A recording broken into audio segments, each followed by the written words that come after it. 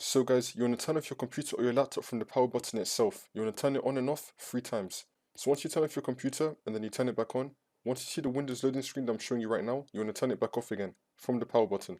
You want to repeat this 3 times, which will then take you into here. It's going to say that your PC did not start correctly. You want to click on Advanced Options, which will then take you into here. Now once you're in here, you want to click on Troubleshoot, and then you want to click on Advanced Options. Now we have a bunch of options here.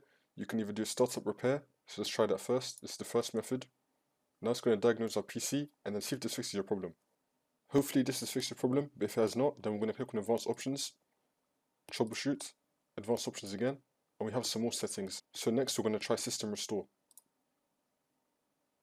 If you have a System Restore already set up, you can click on Next, and then you can go back to a previous version of your computer, and then this should fix the problem for you.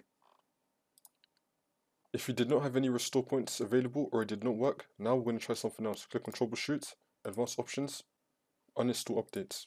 And you could try one of these right here to either uninstall latest quality update or uninstall latest feature update, and then see if that fixes your problem. Now for the next method, we're going to try command prompt. Click on it.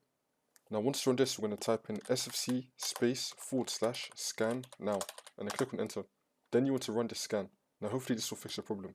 If the problem is still not fixed, we're going to click on troubleshoot again, and now you're going to click on reset this PC. And then you could either choose keep my personal files, or you could just remove everything. It's up to you, depending on if you have your data backed up. But once you select one of these options, it will then reset your PC, and then this should definitely fix the problem.